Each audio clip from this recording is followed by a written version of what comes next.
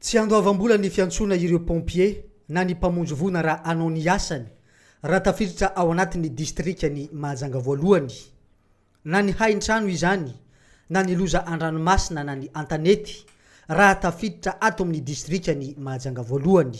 Ny commune Ambonivohitra Mahajanga ny tompon'andraikitra amin'ny fandoavana ny lany rehetra raha ny voalaza ny tompon'andraikitra voalohany ao amin'ny pompier na ny vonjovona eto amintsika.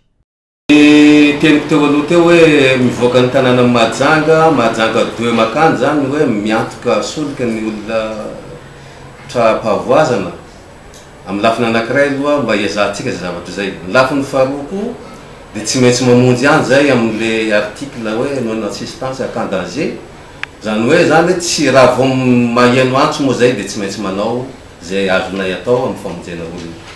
Ka izany no asanay pompier mamonjy ny ain'olona sy ny fananana dia manatanteraka mba hisian'ny fiaraha-miasa mba ialahantsika amin'ny fanomezantsiny hoe tsy manana solika hono ny pompier satria efa misy fizarana an'izay solika zay atao aminay amin'ny alalan'ny fitantanan'ny commune zany ao amin'ny direction financière dia tsy maintsy zany hainay manao gestion hoe atretika ty tapitra ny solikanay mba ialana amin'izay dia mba mangataka fiaraha-miasa amintsika vahoaka koa zany raha ivelany Mahajanga le izy.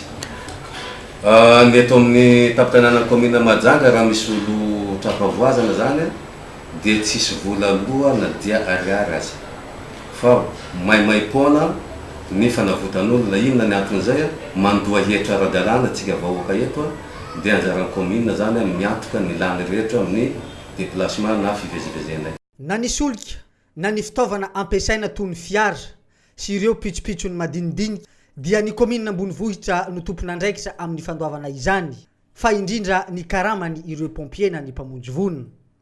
Manomboka izao tsy afaka mitako vola amin'ny avan'ile olona lasibatra ireo mpamonjy vona raha tafiditra ato amin'ny distrikany Mahajanga voalohany. Tsy maintsy ampiarina amin'ny mpamonjy vona ny lalàna raha mbola fantatra sy voapirofo fa mbola mitaky vola amin'ny olona lasibatra ny loza ireo mpamonjy vona ireo.